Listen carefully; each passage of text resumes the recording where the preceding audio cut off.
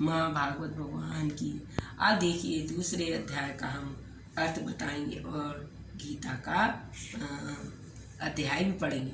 संजय बोले, उस प्रकार करुणा से व्यक्ति और आंसुओं से पूर्ण और व्याकुल नेत्रों में शोक युक्त इस अर्जुन के प्रति भगवान मधुसूदन से यह वचन सुनकर उन्होंने कहा कि हे प्रभु। श्री भगवान बोले, अर्जुन तुम्हें इस समय में यह मोह किस हेतु से प्राप्त हुआ है और क्यों?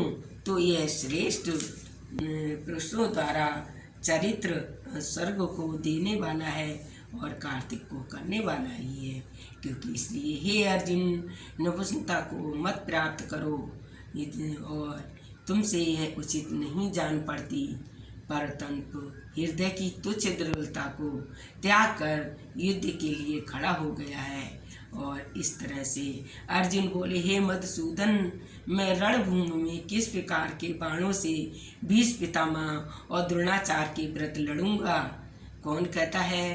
कृष्ण भगवान से अर्जुन कहते हैं कि हे मधुसूदन, मैं किस तरह से द्रोणाचार्य के पास विरोध करूंगा, युद्ध लड़ूंगा, और दोनों पूजनीय हैं हमारे। इस तरह से इसीलिए इन मान भाव गुरुजनों को न मार कर मैं इस लोक में भिक्षा का अन्न भी खाना कल्याणकारक समझता हूँ। क्योंकि गुरुजनों को मारकर भी इस लोक में रुधिर से सने हुए अर्थ और काम रूप भोगों को ही भोगूंगा। हम यह भी नहीं जानते कि हमारे लिए युद्ध करना न करना इन दोनों में से कौन सा श्रेष्ठ है। अथवा यह भी नहीं जानते कि उन्हें हम जीतेंगे या हम सबको जीतेंगे। और जिनको मारकर हम जीना भी नहीं चाहते, वे हमारे लिए आत्मिक दृष्टि के पुत्र हमारे मुकाबले खड़े हैं। हे इसलिए कायरता रूप दोष में अपहत हुए शुद्ध भाव वाला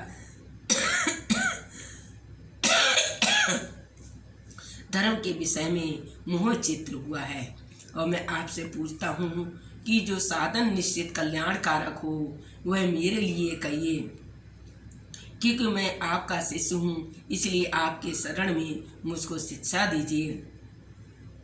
कृष्ण भगवान अर्जुन कह रहे हैं कृष्ण भगवान से, क्योंकि भूमि में निष्कपट और धन धान्य संपन्न राज्य को हम देवताओं के स्वामीपन को प्राप्त होकर भी मैं अपने उपाय को नहीं देखता है जो मेरी इंद्रियों के सुखाने वाले शोक को दूर कर सके।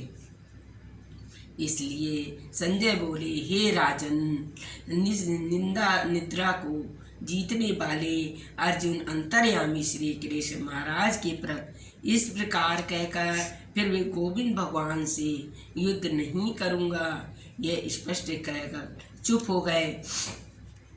और हे भरतवंशी धृष्टराज, अंतर्यामी श्री कृष्ण महाराज दोनों सेनाओं के बीच में शोक करते हुए उस अर्जुन को हंसते हुए से यह वचन बोलते हैं और कहते हैं।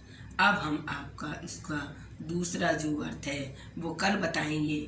आज हमने आपको उनके युद्ध के बारे की कथा बताई है, कल आपको और अच्छा बताएंगे। श्री बोलो श्रीमद् भागवत गीता भगवान की, बोलो अर्जुन भगवान की।